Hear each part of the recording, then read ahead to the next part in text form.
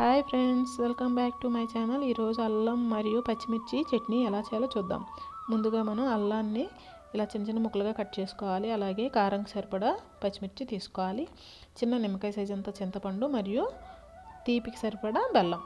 ఇప్పుడు స్టవ్ వెలిగించి ఒక ప్యాన్ పెట్టుకోవాలి. ఇందులో 2 టేబుల్ స్పూన్ వరకు ఆయిల్ అనేది యాడ్ చేయండి. ఇందులో ఒక 1/2 టేబుల్ స్పూన్ వరకు జీలకర్ర వేసుకోవాలి. ఇప్పుడు ఇందులో 1 టేబుల్ స్పూన్ వరకు మినపప్పు వేసుకోవాలి. వేసుకున్నాక చిటికెడు పసుపు, చాలా ఎక్కువ కాదండి, చాలా తక్కువ వేసుకోండి కొద్ది కలర్ కోసం. సో వీటిని కొద్దిగా మనం కలర్ చేంజ్ అయ్యే వరకు ఫ్రై చేసుకోండి.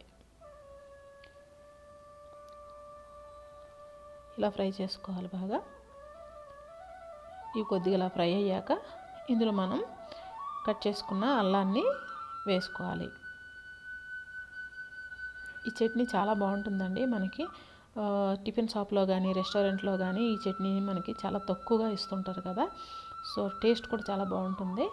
అందుకే మనం ఇంటి దగ్గర చేసుకుంటే చాలా ఎక్కువగా చేసుకోవచ్చు, అలాగే బాగా ఇష్టంగా కూడా తినొచ్చు. ఇప్పుడు ఇవి కొద్దిగా ఫ్రై అయ్యాక మనం పచ్చిమిర్చి కూడా యాడ్ చేసుకోవాలి. ఈ రెండిటి కూడా ఇలా కలుపుకుంటూ ఫ్రై చేసుకోవాలండి. ఇప్పుడు ఇందులో మనం ఈ చింతపండును కూడా వేసుకోండి. వేసుకున్నాక ఈ చింతపండుని కొద్దిగా విడదీసుకోండి. విడదీసుకున్నాక దీన్ని కొద్దిగా మనం ఫ్రై చేసుకోవాలి.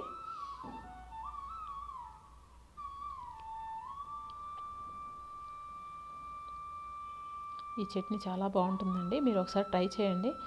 ఎంత అంటే ఇడ్లీలోకి కానీ, దోశలోకి కానీ, అట్లోకి కానీ, ఎందులోకైనా సరే చాలా బాగుంటుంది. ఇప్పుడు ఇలా ఫ్రై అయిన తర్వాత మనం బెల్లం కూడా ఇందులోనే వేసుకోవాలి. ఎందుకు అంటే మనం బెల్లం సపరేట్గా వేయడం వలన మనకు ఆ టేస్ట్ అనేది అంతగా రాదండి. ఇందులో వేసుకున్నాక టేస్ట్ చాలా బాగుంటుంది. ఇప్పుడు బెల్లం వేసాక ఇందులో మనం కొద్దిగా వాటర్ అనేది వేసుకోవాలి. బెల్లం మొత్తం కరిగిన తర్వాత మనం ఇందులో వాటర్ అనేది ఒక చిన్న గ్లాస్తో వేసుకోండి. మరి ఎక్కువగా వేయొద్దు, కొంచెం పలచగా కావాలనుకుంటే కొద్దిగా ఎక్కువ వాటర్ అనేది యాడ్ చేసుకోండి.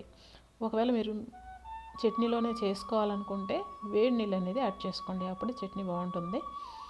సో ఇలా వేసుకున్నాక ఇది కొద్దిగా ఉడకనివ్వండి. దీన్ని ఇలా ఉడికిన తర్వాత మనం చూడండి, ఇలా ఉడికిపోయిన తర్వాత మనం స్టవ్ ఆఫ్ చేసేయాలి. ఇలా స్టవ్ ఆఫ్ చేసిన తర్వాత ఇది చల్లగా అయిన తర్వాత మనం మిక్సీ జార్లో వేసుకోవాలి. అలా మిక్సీ జార్లో వేసుకున్నాక ఇప్పుడు ఇందులో సరిపడా సాల్ట్ అనేది వేసుకోవాలి. ఇందులో మరి వాటర్ అనేది యాడ్ చేయొద్దు. ఒకవేళ చేయాలనుకుంటే మాత్రం వేడి నీళ్ళే చేసుకోండి, అప్పుడే మనకి చట్నీ అనేది మంచి టేస్ట్ వస్తుంది. దీన్ని ఇప్పుడు పేస్ట్ చేసుకోవాలి మనం. చూడండి, ఈ విధంగా మనం గ్రైండ్ చేసుకొని ఒక బౌల్లో వేసుకోండి.